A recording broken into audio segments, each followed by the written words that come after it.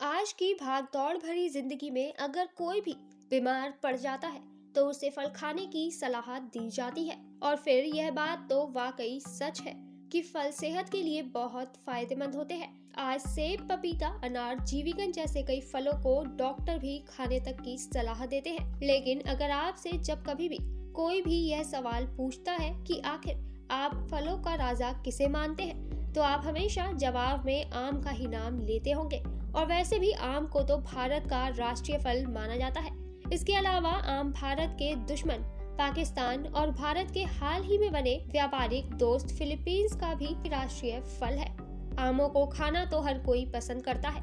आज भारत में ही आम के कई अलग अलग ब्रीड्स पाए जाते हैं, जिनमें लंगड़ा, बम्बैया और भी कई अलग अलग तरह के आम भारतीय बाजारों में आसानी से मिल जाते हैं। लेकिन क्या कभी आपने सोचा है कि पहले जहां आप सिर्फ बाजार से लाए हुए आमों को बस काट कर ही खाते थे, तो आज उनके खाने के तरीकों में इतना ज्यादा बदलाव कैसे आ गया है?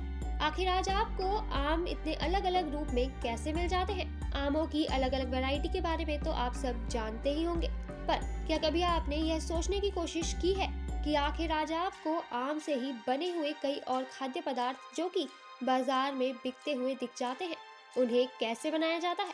क्या कभी आपने देखा है आम की आइसक्रीम बनते हो, या फिर कभी आपने किसी फैक्ट्री में जाकर यह देखा है कि आपको 100% मैंगो के नाम पर जो कैंडीज मार्केट में बेची जाती हैं, उनमें वास्तव में कितना आम होता है?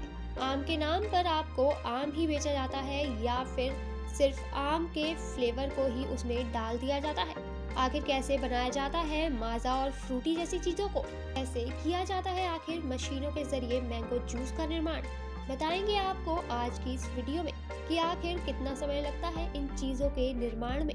तो चलिए जानने के लिए आम से जुड़ी कुछ चीजों के उत्पादन के बारे में जुड़ जाइए हमारे साथ आज की इस वीडियो में, और इस वीडियो को एंड तक जरूर देखिएगा। साथ ही आपको हमारी यह वीडियो पसंद आए तो उन लोगों के साथ जरूर शेयर करिएगा जो कि आम के बेहद ही शौकीन हैं और आम खाना वाकई बेहद पसंद करते हैं। तो चलिए सबसे पहले बात करते हैं कि आखिर इन आमों को पेड़ से कैसे तोड़ा जाता है। यूँ तो अक्सर आम को तोड़ने के लिए लोग पेड़ पर चढ़कर ही आमों को तोड़ लेते हैं, लेकिन यह सिर्फ तभी किया जाता है जब आम के पेड़ सीमित होते हैं या फिर कम होते हैं। लेकिन जब इन्हीं आमों को किसी बड़ी जगह पर लगाए गए पेड़ों से तोड़ने की बात आती है, तो इसके लिए पेड़ पर चढ़ना तो संभव नहीं हो पाता, जिसके लिए कई मशीनों का उपयोग किया जाता है। अब मशीनों में भी दो तरीके से आमों को तोड़ा जाता है। सबसे पहले आमों को एक टोकरी से तैयार की हुई खांचे में भरा जाता है। इसके लिए क्रेन का प्रयोग करते हैं, लेकिन इसके जरिए ज्यादा ऊंचे आमों को तोड़ना बेहद मुश्किल हो जाता है, जिसके लिए अलग तकनीक का प्रयोग करते हैं। इसके लिए एक इंसान मशीन पर खड़े रहता है और वह अपने हाथों से इन आमों को तोड़कर सामने रखे बकेट में भरता रहता है। जैसे ही यह बॉक्स भर जाता है, वैसे ही वह मशीन के जरिए नीचे की तरफ आकर बकेट को खाली करके फिर से आम तोड़ने के लिए चला जाता है।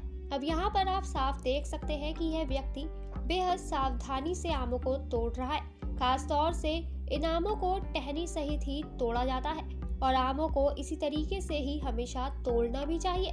इसके पीछे का मुख्य कारण यह होता है कि आमों की टहनी को तोड़ने पर जो चिपचिपा सा पदार्थ निकलता है, उससे किसी को भी नुकसान नहीं होता।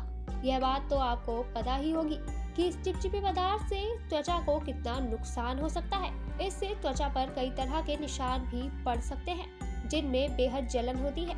इससे बचने के लिए आम तोड़ने वाले लोगों को अपने हाथों में लगाने के लिए खास केमिकल दिया जाता है, जिससे कि यह बार बार हाथों को धोते हैं और वह इस आम के चिपचिपे पदार्थ के निशान से बच जाते हैं।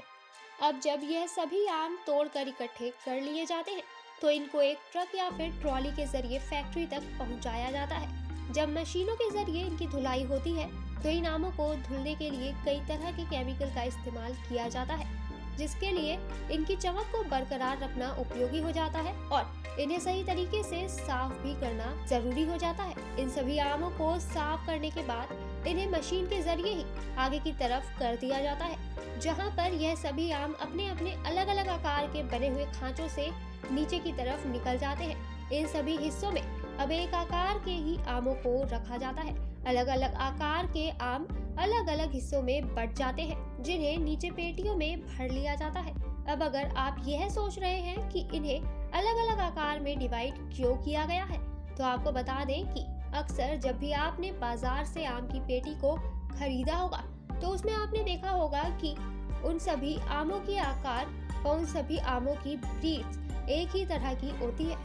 इनमें कोई भी आम अलग अलग आकार का नहीं होता है। वो सिर्फ और सिर्फ इसी डिवाइडेशन के जरिए ही संभव हो पाता है और इससे अलग अलग आमों के एक साथ मिक्स होने की दिक्कत भी नहीं होती है।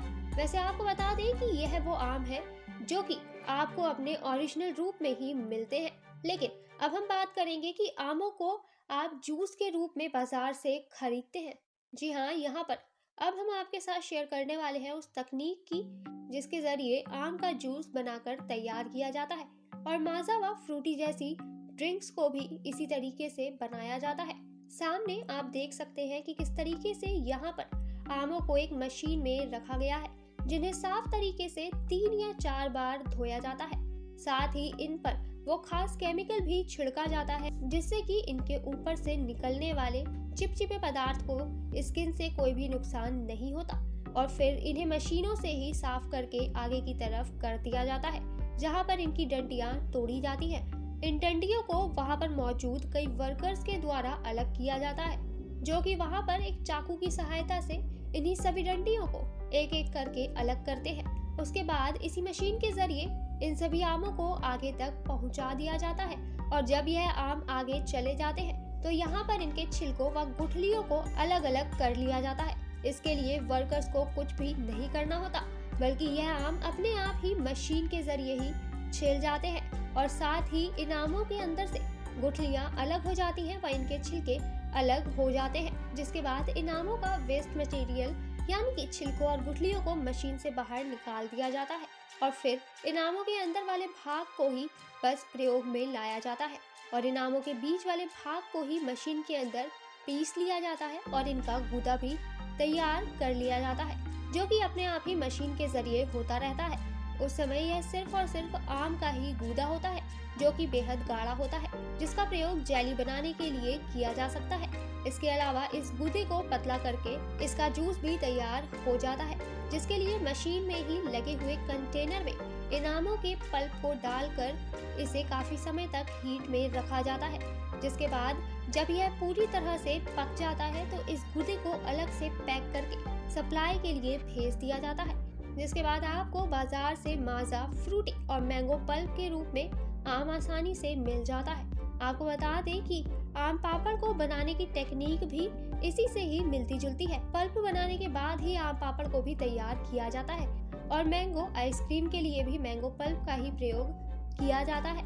आपको बता दें कि अधिकतर मैंगो कैंडीज में मैंगो फ्लेवर का ही उपयोग किया जाता है और कई आइसक्रीम में भी सिर्फ और सिर्फ मैंगो फ्लेवर ही प्रयोग किया जाता है। किसी भी चीज में आम की क्वालिटी और उसकी क्वांटिटी सिर्फ उस उत्पाद के बनने के तरीके व उसकी ब्रांड के ऊपर ही निर्भर करती है। वैसे आपको आम को किस रूप में खाना पसंद है, हमें कमेंट करके जरूर बताइएगा। तो चलिए आज की इस वीडियो में बस इतना ही, फिर मिलेंगे आपसे किसी नई वीडियो में। तब तक के लिए अलविदा।